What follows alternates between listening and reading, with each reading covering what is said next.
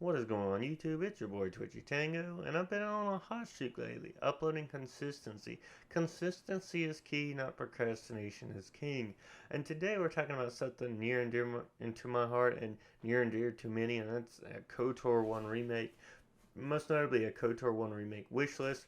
Things I'd like to see myself personally, such as a very revamped weapon upgrading system, more weapon variety, not just having to solely depend on lightsabers, uh, a different companion system. You know, you play with your characters enough that you can unlock their sort of side quest.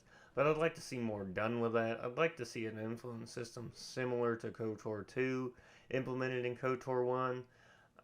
The make the planets feel more alive, as well as make the classes that aren't Jedi classes feel more powerful instead of just relying on Jedi through most of the game, which most of the time is how it goes for me, unless I'm doing Dark Side Run, going into the Star Forge because you kill Jolie and Jahani, that sort of thing. So we're gonna just touch base with a lot of that today, and I do hope you enjoy the video. And as always, likes help, subscribing helps if you enjoyed the content enough. But without further ado, let's dive into it. So the first thing we're going to talk about is the weapon variety, the upgrade system, as well as the more weapons in the loot pool, so to speak. You know, for the most part, you just up until you leave Terrace, you get to Dantooine, you're running a blaster or a sword, and that's what you work with. But once you're a Jedi, you use a lightsaber, and it kind of leaves all the other weapons rather moot.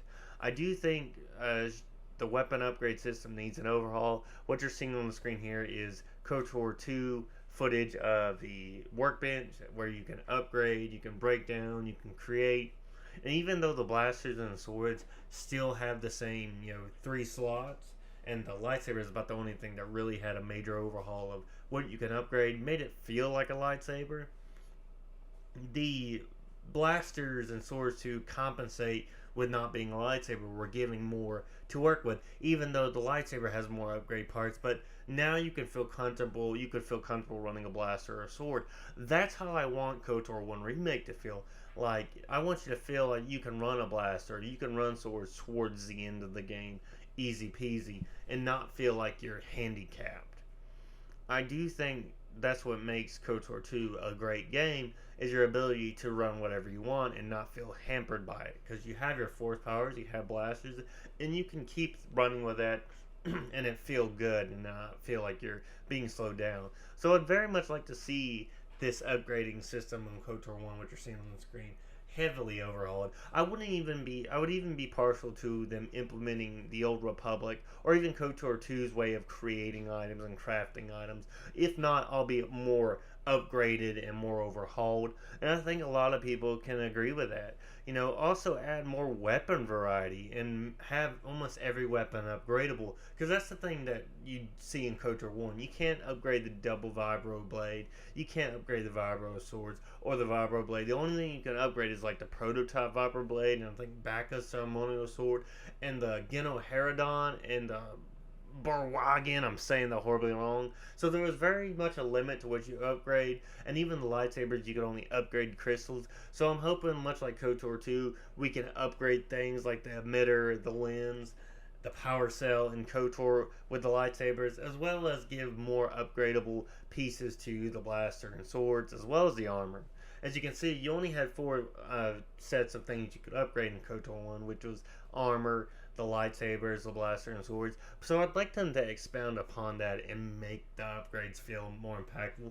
Make blasters feel like they hit like a trick. Make blasters feel like if you hit an enemy with a disruptor rifle, they are gonzo. You know, that sort of thing. But that's kind of where I'm at. Big thing, I want them to overhaul the upgrade system. I would like them to implement some sort of crafting system.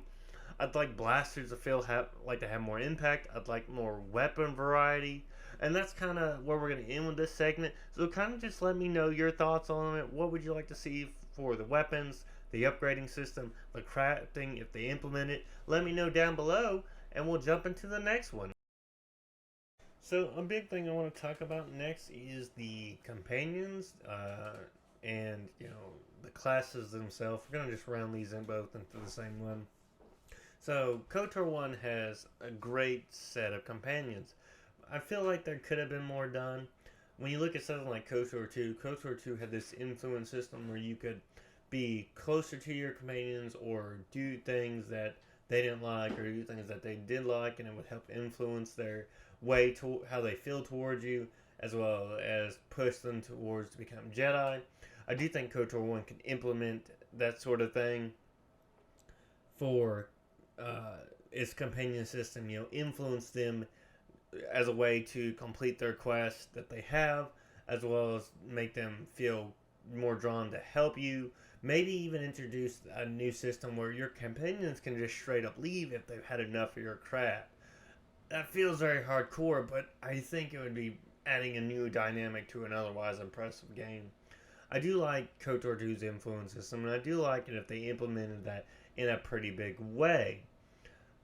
I do feel like certain classes feel rather pointless, like any class that uses blasters just feels very redundant to use towards the end of the game, like I covered in the last segment talking about blasters feeling useless, because it makes more sense to just run an entire Jedi party if you haven't completed all their side quests, which is essentially something I do pretty much a lot of the time. Is, once I get Jolee, I either switch between Jolee and Juhani or Jolee and Bastila, and just sort of stick with those characters till I lose Bastila, then stick with Juhani and Jolee. And I'm utterly excited for what the potential could be done for our companions, how we know them, how we appreciate them. I do hope they bring back some of the original voices, because I feel like it'd be a missed opportunity. But I do honestly want them to change how our companions react to our decisions. Like, if you're being full dark side with Juhani, maybe you can sort of make her see your way of thinking when you're committing dark side things, because she herself fell to the dark side at one point. So it kind of would be interesting to see that shift, that dynamic. Maybe you can't influence someone like Jahan or Jolee, but you can absolutely influence someone like Juhani, or maybe show Bastila that you can live a different kind of way and not be completely subservient to the Jedi. That sort of thing would be a very interesting concept to do. And I think it'd be great if they, made our companions feel more genuine and feel more real and react very differently to what we do. And that would be very interesting, to say the least, I think.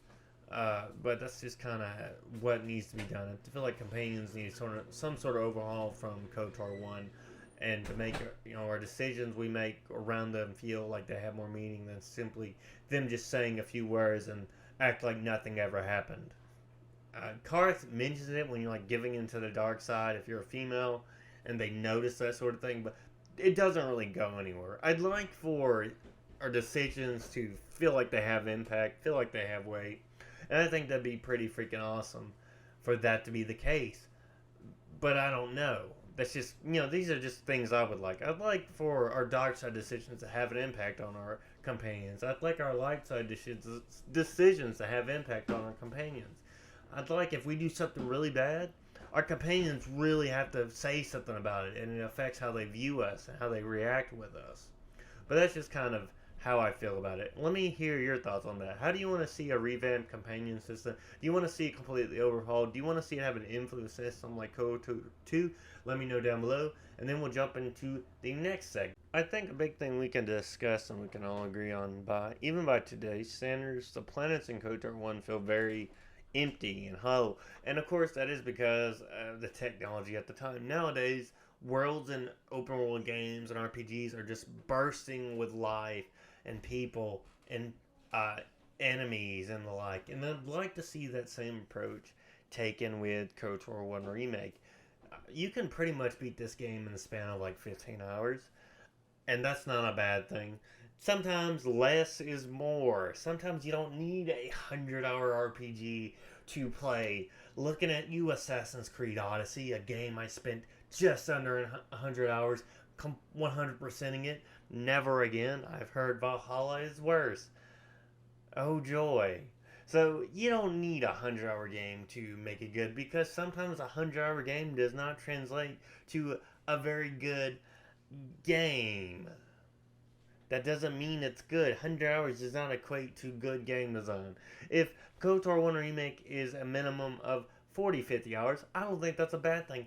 I completely 100%ed Cyberpunk 2077 in just under 70 hours. So I wouldn't be remiss, I wouldn't have an issue if KOTOR 1 Remake was, a healthy 40, 50 hours all the way through on one playthrough.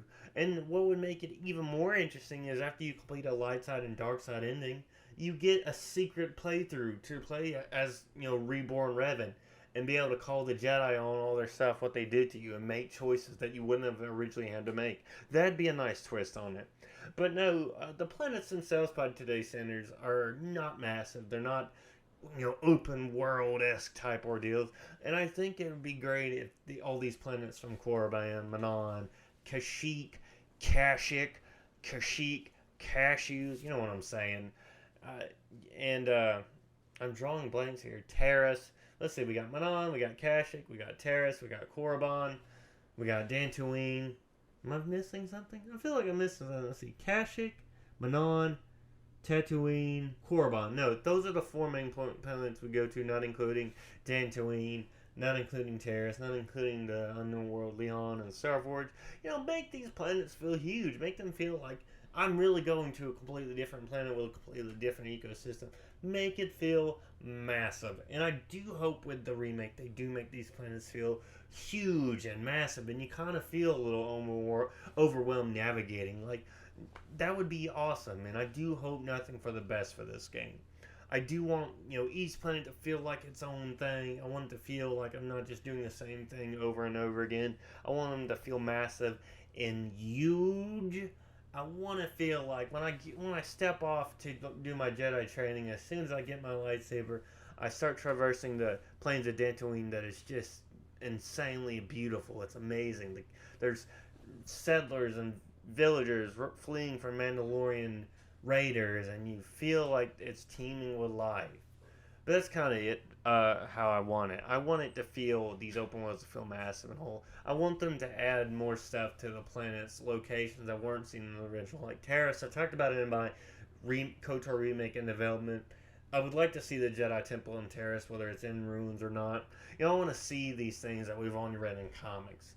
So that's just kind of how I feel about it. Let me hear what you think. Do you want them to add more to the planets? Do you want to make them feel more alive and whole? Let me know down below, and let's wrap this video up. So we covered a bit today. We covered the weapon systems, the upgrading systems, adding more weapon variety, the companions, the planets filled to the brim with life. We covered a good bit today, and I just kind of what I hope for the remake. Okay, we haven't seen gameplay. We don't know how they're going to do it. We don't know what kind of approach they're going to take, but these are just things that I'd like to see improved upon. I didn't cover mods, because I feel like that's just going to be secondhand nature, because KOTOR 1 Remake had mods. Modding today is a very part of the genetic makeup of games, so I wouldn't be surprised if that actually is something BioWare's got in mind, because they're or not BioWare, Asper is in mind, because the original had modding going on with it. But these are just things I'd like to see. I think we can all agree planets feeling like their own world is a pretty good thing. I think companions feeling more impactful and being influenced or not influenced by decisions you make, light or dark, would be great. I do think weapon upgrading would be needs an overhaul. I think we can all agree with that. I think adding more weapon variety would be great, as well as making blasters feel more useful toward the end game. That sort of thing would be awesome. It would be great. But these are just things I want. And I'm sure people have different things they want. Most people would want a one-for-one recreation. I think the fact that Resident Evil 4 Remake's not doing a one-for-one recreation is great. If I wanted to play the original, I would. And I am. I still play KOTOR 1. I still play Resident Evil 4. These sort of things, I don't need a one-for-one recreation. I think a one-for-one creation of a game we all know and love is just boring. That's my thing. I don't want a one-for-one recreation of KOTOR 1. That's dumb and that's boring. Give me something different. But that's just kind of how I feel about it. Let me hear what you think about it. What do you think of the KOTOR 1 remake? What do you want to see in the KOTOR 1 remake? Are you one of those purists that doesn't want to see anything changed because you're fucking boring? Or do you want to see them change up the dynamic? Do you want to see them do things differently? Let me know down below. And as always, Internet, I love you all. I'll see you all in the next one. Take it easy.